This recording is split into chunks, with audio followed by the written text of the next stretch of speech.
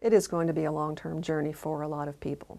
Right now we have people who are in public shelters or are staying with friends and family, or maybe they've been able to go to a hotel.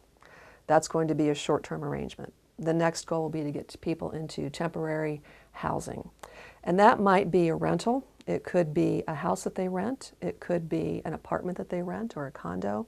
We're going to have to look widely for those kinds of places because we have had a major hit on an urban area, as well as some homes that were out in Shawnee, mobile homes, which were completely obliterated.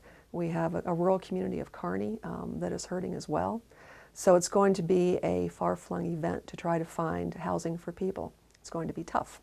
One of the first things that happens, and people often don't think about this, is that the first responders are actually the victims.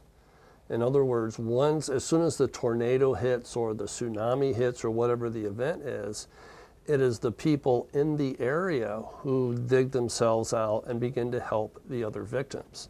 I mean, if you look at some of the initial video, before the first responders arrive, it's the survivors, those who are physically capable, are out digging through the rubble, looking for people.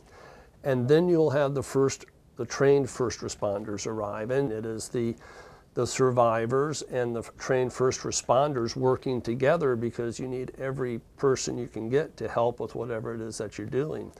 Then as the event continues, more first responders will arrive, and it will be the trained first responders doing the work that they should be doing. But everyone pitches in, and one of the messages from this is that disasters do bring the best out of people. I mean, everyone wants to help and pitch in, but there's a certain point where the volunteers who are there right after it happened, where they then will need to get out of the way, so the trained first responders, whether it's the fire, EMT, paramedics, police, can come in and do what they're really trained to do. It's really important that we raise money and bring that for the long-term recovery.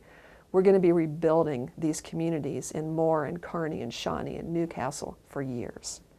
And we might want to gather up used clothing or canned goods right now, but what's really going to help the most is to raise money. A nickel, a dime, $1, $1,000, whatever people can do. That's what's going to help.